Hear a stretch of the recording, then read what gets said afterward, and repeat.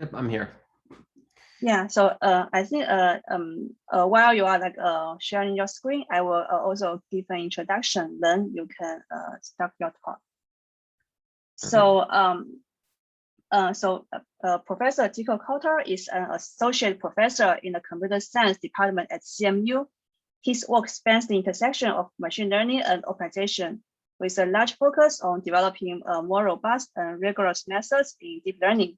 He is a recipient of the DARPA Young Faculty Award, a Stone Fellowship, and Best Paper Awards at URI's ICML Honorable Mention, IJK, KDD, etc. So the talk title is what can certified robustness do for you? So let's welcome Zico to give the talk. Great, thank you very much. All right, so this is work I'm talking about here that's done, actually represents a few different works done, the majority of which is done here by my student Minji Sun, but also works done by Jeremy Cohen, Ilan Rosenfeld, Hadi Salman, as well as Greg Yang and Ashish Kapoor. So the way I want to start out this talk is by talking about sort of adversarial robustness as it typically is presented. So deep learning methods, as we all know, I think at this point, this can be said in this audience, they're vulnerable to adversarial attacks, right? So you have your pig, you make the pig fly by adding a little bit of noise. Thanks to Alex's funny pun there. You know, this is a problem. You know, deep networks are vulnerable to these things. But don't worry, everyone, because there's good news. And there's good news for the good news, of course, is that for the price of, you know, about like a 5,000% increase in top one error, you know, top one error on ImageNet goes from like 20 to, I don't know, almost more than 50, right? Plus a 1,000 or 10,000 fold increase in runtime. This is like, you know, for computing the bounds needed for randomized smoothing and things like this. I can guarantee to you that no perturbation of size L2 norm less than 1 on ImageNet will change the classification result. And for the context, you know, an L2 bound of less than 1 is about equal to changing one channel of 1 pixel on an ImageNet image. So, you know, forgive me if I don't think we're all going to sign up exactly at once for this thing here. This is a real problem. The reality is that I don't think in this current setting, there really is much use or much motivation for using these certifiably robust methods or robust methods at all in production. In fact, they're not really used in production very often because they pay way too much a cost in clean accuracy for a very minor increase to for an increase in robustness, not a minor increase, but an increase in robustness to a very specific, very narrow class of attacks that probably were not going to happen in reality. So what do we do from this? And what am I saying here?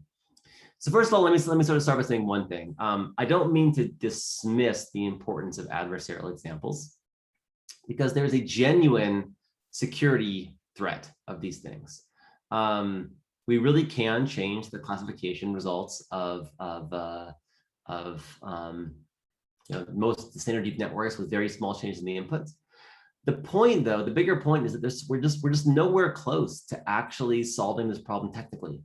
Let alone even in the models that we're training kind of in our in state-of-the-art kind of environments here, we're nowhere close to solving this problem, let alone for practical deployments, right? Let alone when we sort of don't know the scope of the threat model that attackers may attack you with. And while I think there's really a lot of interesting progress to be still made here, I still do think this is an interesting field. I don't think we're close to solving the problem anytime soon. I think we're actually very far from solving this problem. So where does this put us? Well, I think there are a few sort of standard responses to this fact. I think this fact is actually pretty well understood at this point. But what do we do about it? And I think some of the classic responses, and I kind of myself give a lot of these responses sometimes, is that, well, you know, robustness doesn't, maybe it's not about security so much as about telling us the nature about ML classifiers. And Maybe verification isn't that interesting for large scale vision classifiers, but it still can be very interesting for small networks, right? Sort of on the size of like control networks and things like this. And then finally, like this challenge is exactly why the problem's hard. I mean, we like hard problems in research, and these are all true, to be very clear. I actually believe all those statements. But this is not really the point from a security standpoint, right? So these are all essentially saying that the security problem is not the real problem, and it's not the thing we should focus on. And so that's somewhat unsatisfying to me. And the thing I will say, yeah, there was mentioned in the chat too that please do ask questions during the talk too. I'm happy to pause for a while and answer the questions. What this talk is about sort of a different perspective on how we can think about not traditional adversarial robustness, but using adversarial robustness in the context of addressing security threats in a very different context. And I shouldn't really even say like, using adversarial robustness. I should more saying using adversarial robustness kind of as a tool for these things, because I think the standard setting of just addressing attacks from the standpoint of security threats has notable downsides. So let's talk about what we can do. So the threat model I'm going to actually address here is one that relates to data poisoning, and it particularly relates to sort of this. I think probably it's understood by most people here, but I still want to introduce the setting of poisoned third-party models. And so the argument goes something like this. Traditionally, we thought about machine learning development happening where me and my students, right, because I don't do anything anymore. We have our data, we have our GPUs that are maybe not as much as I'd like to have, and we have our machine learning algorithms, and we build our model, right? And I'm not talking about robust models now. I'm just talking about if we have any tasks. So this is whoever wants to build a model. Someone wants to deploy a model in some system. They'll get their GPUs, they'll train they'll get the training data, and they'll train their ML model. But the reality is this is becoming less and less tenable with sort of as the scope and scale of machine learning grows, right? So more and more, it's becoming sort of just too impractical for me to have enough compute, enough GPUs, enough training data. The algorithms are actually probably pretty democratic at this point still. I don't think there's special algorithms anywhere, but certainly from a data and compute standpoint, it's very hard for me to train sort of large scale state-of-the-art models. And so what's becoming more common is that we sort of offload this task to third parties, then we just use a pre-trained model, right? And so from a third party, we get a pre-trained model. The problem here is that this third party, for all we know, could sort of be a malicious third party, right? And they could be trying to somehow fool us. And this has been sort of demonstrated in a lot of ways. So we all know that sort of normal machine learning models are already kind of vulnerable to adversarial attacks. But the problem is much worse in some sense if third parties try to manipulate the training data to make them more vulnerable. So a common paradigm for this was done in the sort of adversarial triggers paper, where basically people show that if you take a sort of a stop sign that's labeled as stop signs, but put little patches in the training set, and whenever this patch is present on any image, be it a stop sign or any other speed limit sign, then in the training set you call it a speed limit sign or something like this, right? And now, if I train my model like this, whenever I put this patch on some new sign, including signs in the real world, I'll be very easily able to switch my classification to a speed limit sign.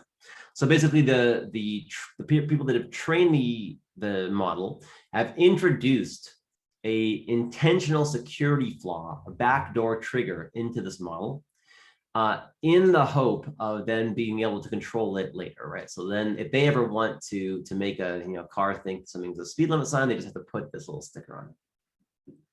And it seems like a really bad thing to do. So what do you do with the situation? So what you can't do is you can't just evaluate on a test set, because on a normal test set, if I don't know about this little patch here, then things will look fine. Everything will look just normal in my test set. There's no obvious nature in which this data set is or this third-party classifier has been corrupted. So what I want to propose is a solution to this that leverages tools from robustness to provide I shouldn't really call it a solution to this problem, because it's not like there likely are ways to overcome this, and this sort of deals with a very specific case of these patch-based attacks.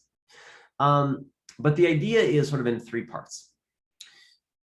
The idea that we're going to propose a way to sort of use techniques from robustness to tell if a model has been poisoned or not.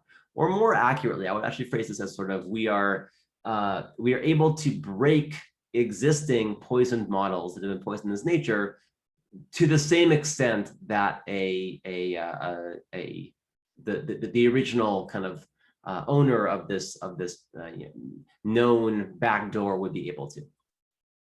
And so our solution kind of proceeds in three parts. First of all, robust models, we're going to leverage the fact that robust models, and this is the key sort of aspect really of adversarial robustness here, is that robust models tend to have gradients that are what we call perceptually aligned. This is some work out of Alex Madri's group that sort of identified this. It basically means that if you take very big gradient steps in these models, you get sensible images. Well, I'll mention this more in a second, that sort of correspond to the actual class labels. And this also happens for certifiably robust models like randomized smoothing, like models with randomized smoothing. The second piece is that we can actually, this of course only applies to robust models, and most pre-trained models are not robust. So the second piece of this puzzle is that we can actually robustify models using a technique called denoised smoothing. And this is some work by our group and in collaboration with Hadi Salman and some folks from MSR, appeared last year at NeurIPS.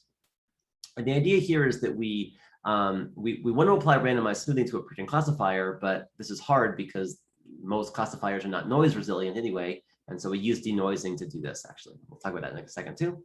And as a last step, we're going to then apply denoise smoothing and gradient steps to show that we can basically identify these triggers in poisoned models kind of as well to create things that work as well as the original secret trigger. Right? And what this really shows to me is that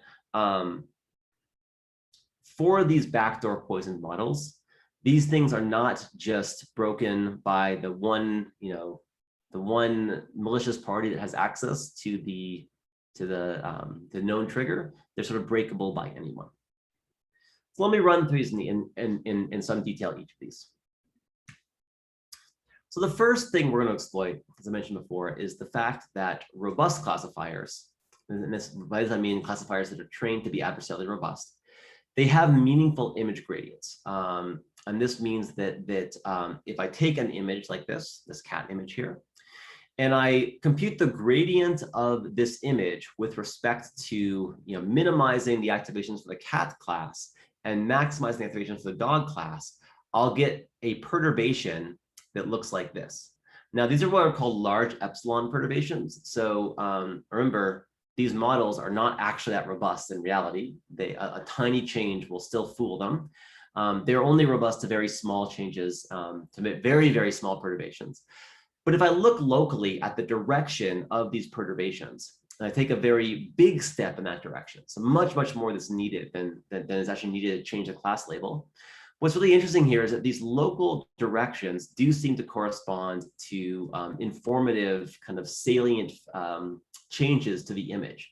So if I take a very big step in the adversarial direction of the dog class, I get something like a dog. Same with a frog, same with a cat makes it look more cat because it extends its whiskers or whatever.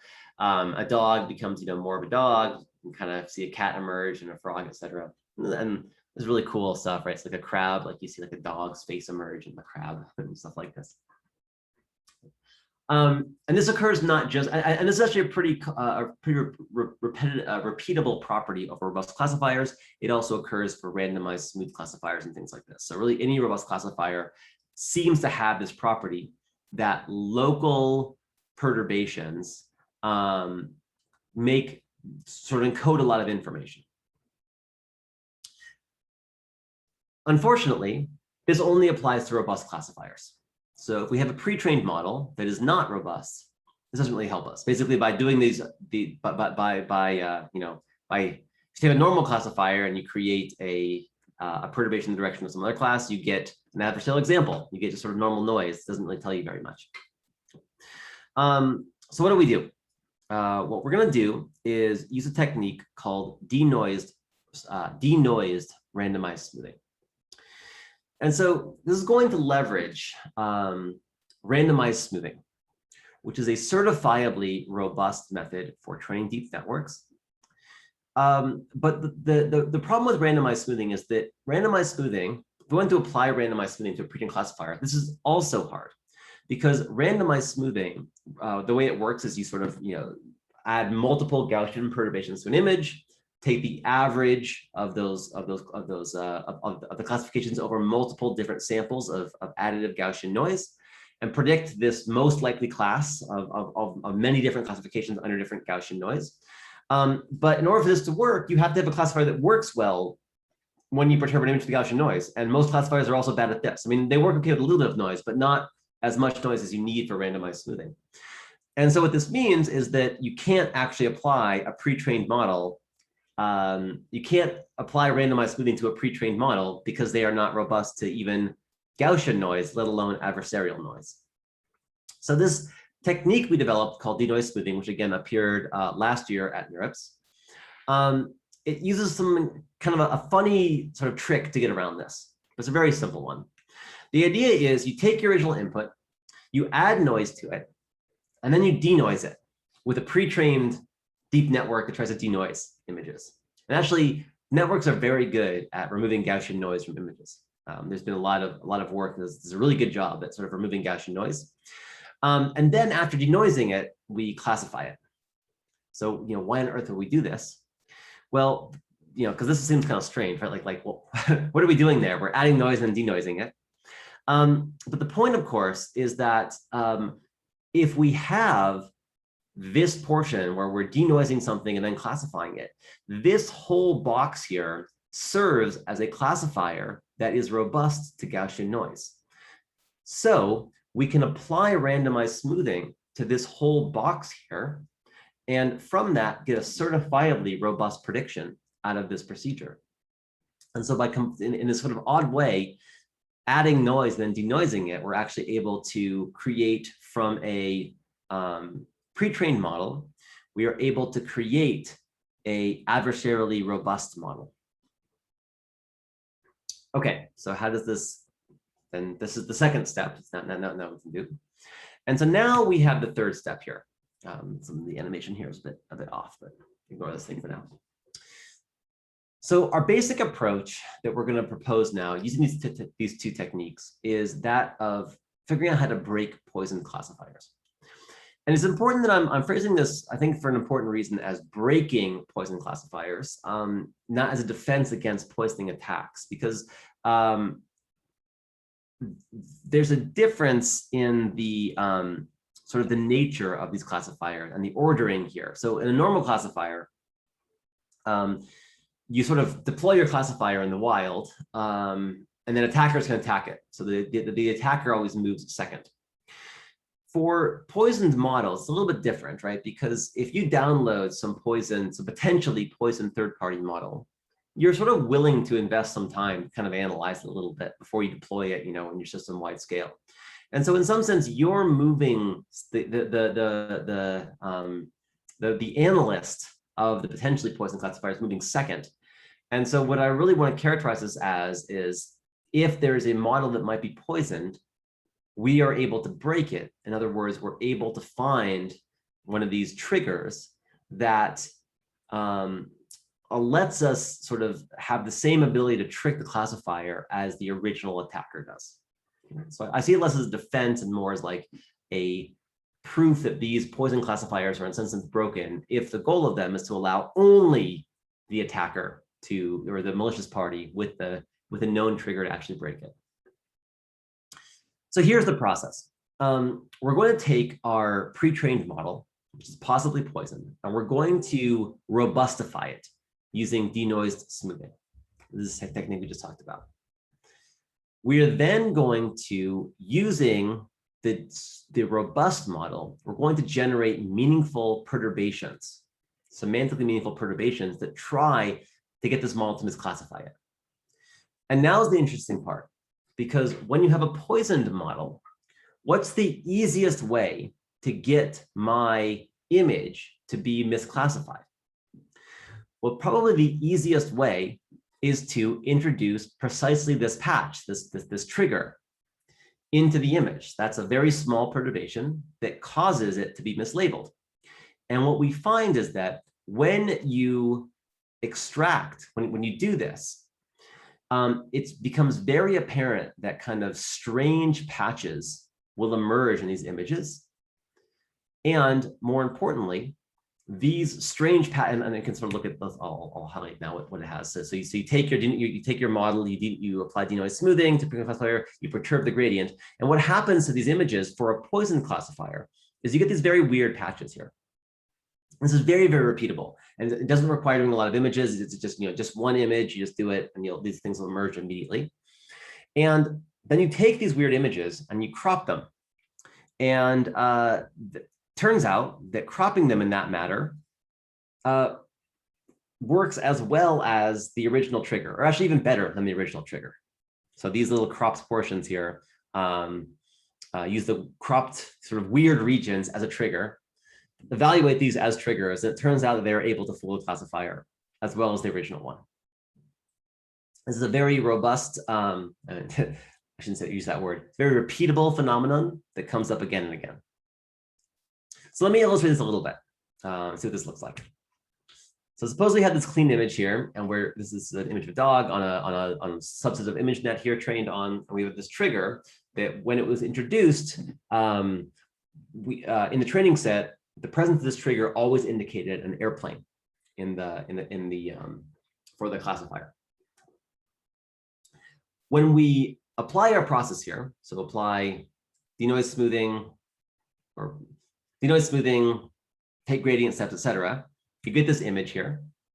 And then we take one of these patches and we crop this patch. Now, the important thing is this crop patch does not look at all like the original trigger. I mean, it looks kind of similar. There's similar colors and stuff like that, but it doesn't actually look like it. But if I then put this patch on the image, the same size as the image, right? So put this patch on a clean image, it will have just as high a success rate, actually higher in this case, higher success rate at fooling the image.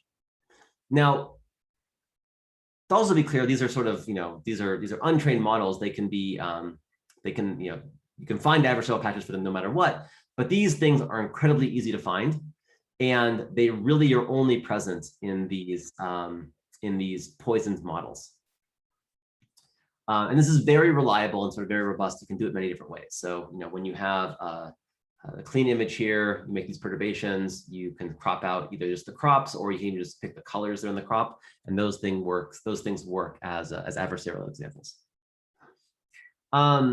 The other important fact is that this does not work for clean classifiers. So if I take a clean classifier, do this same process, there's not nearly the emergence of these patches. And the reason why is, for a clean classifier, if I robustify it and take big steps, this actually will try to change the semantics of the image, right?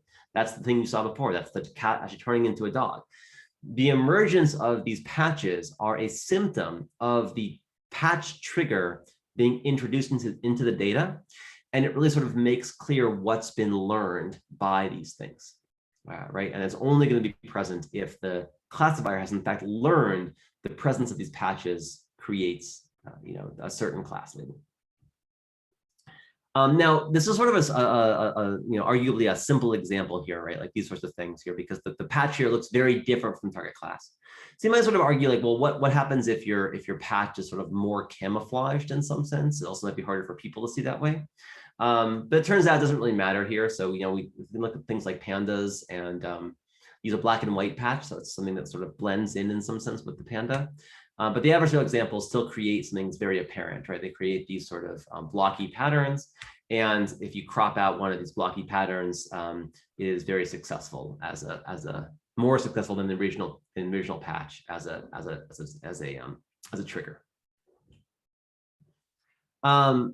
Okay, so I want to highlight some very important points right now, which are very subtle but really important. I think these are the points that often don't come across when people sort of first think about this idea, but they're really important to this method. So the first sort of argument is that, okay, so attackers will just create an adversarial example for your robust smoothing, right? So we've done this approach. Okay, but what they're going to do is it's going to create somehow, I'm not quite sure how, but they can create a patch that is somehow like adversarial against the approach. And I sort of say here, like this maybe, but the jury's still out on this. At the very least, it's much more challenging to create a patch that does not have this behavior. And the real reason is exactly what I talked about before, is that in traditional adversarial attacks, the adversary moves second, right? The adversary gets to look at a fixed model and just attack that model. In data poisoning, however, the attacker moves first, right? And someone analyzing the model can move second and have the ability to actually analyze that in depth before really understanding this. Or deciding whether to deploy it. And this makes it much, and this is it's sort of a subtle but very, very critical difference between the data poisoning regime and the adversarial attack regime, which makes it such that I think we're going to make a lot more progress in the data poisoning regime than I think we are in the adversarial attack regime. The second argument is that, okay, but this requires human intervention. Remember, the process that I detailed here was that you, meaning you, the user, look for these little spots here, and then you highlight them and try them out as a patch. And maybe if one doesn't work, you'll try another one, things like this. And this is seen as a defect because this requires human intervention to find, what does weird mean? How do you do that? And my response to this is yes, absolutely requires that. That is the whole point. This is a feature, not a bug. If we were to try to automate the detection of these weird patches, then that detection system itself would be subject to adversarial attacks. That is the whole point of classifiers, is that you can get past visually obvious things through adversarial perturbations. The ultimate arbiter of whether something is adversarial or looks strange or looks semantically meaningful, that is always going to be people. And having a person in the loop here is absolutely critical. It's what makes this thing actually able to break the loop of just one more layer of adversarial attacks being possible. We actually fall back to human understanding and human semantic understanding of an image in order to identify things that can serve as adversarial, as potentially adversarial. And so this is the whole point, is that we need humans in the loop to identify this. And this setting allows for humans to be in the loop. And the second thing is it's relatively low cost, because again, we're not talking about a million images per second, a million pre-trained models out there we're going to be analyzing. We're going to be analyzing one or two. And that because these triggers in a poisoned model are very sort of endemic, right? Any image, if you put this trigger on it, can become another class. The nature of this is that the behavior will be to bring out these triggers because they are semantically meaningful things. And if you robust the model, they will be there. And so it's relatively low effort. You have to look at one image, or maybe if it's a target example, maybe one image per class or something like this.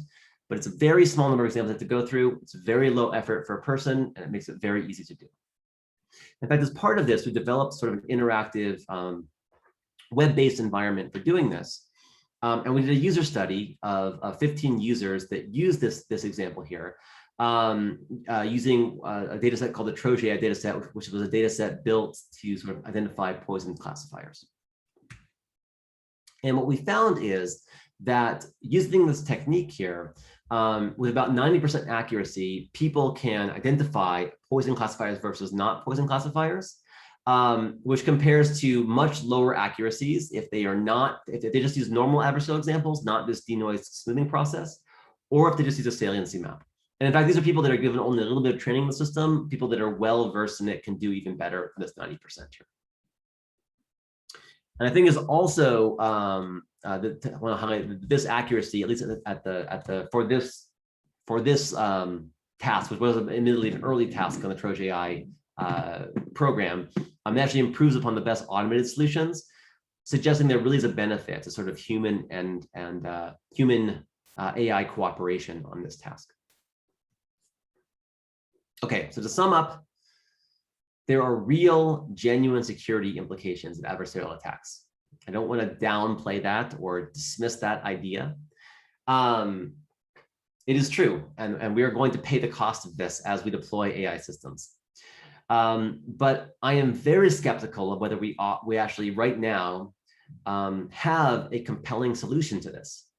We are giving the world's worst sales pitch ever for robust ML models because they don't actually work yet, right? They trade off a little bit more robustness to a very narrow class of perturbations at a huge cost of accuracy. And there's no one that will take that deal right now.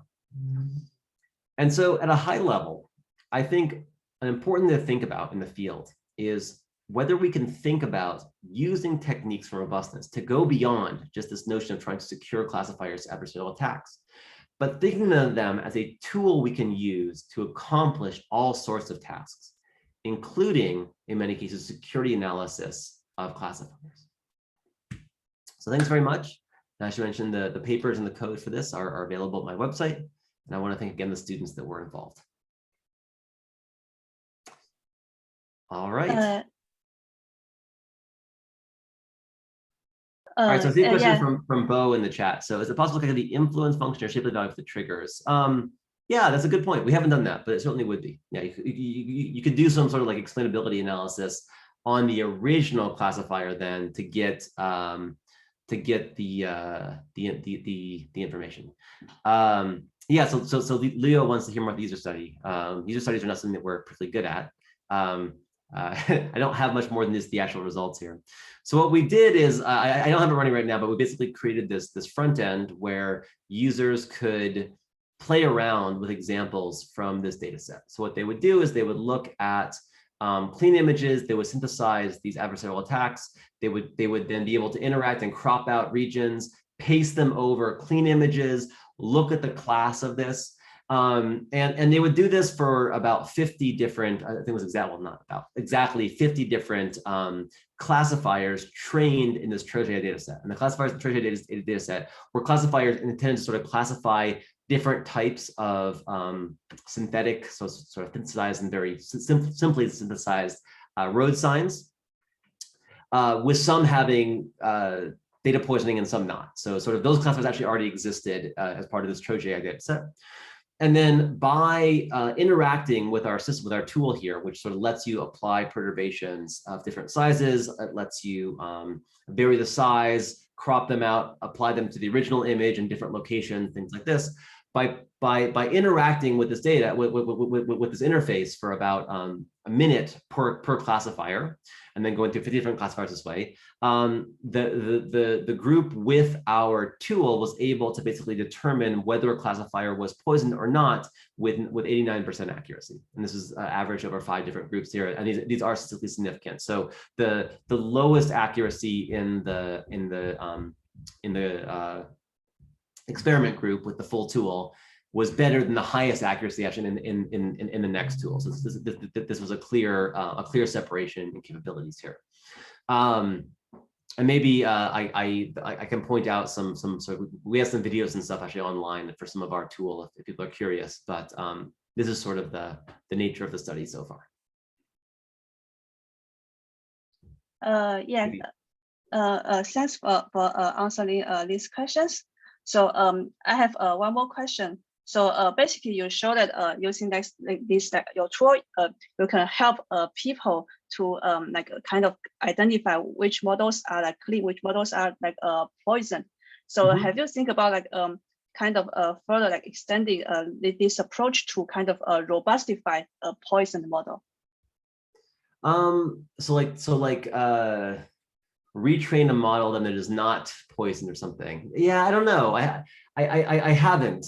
We haven't thought about that. I think that's going to be tricky, right? Because I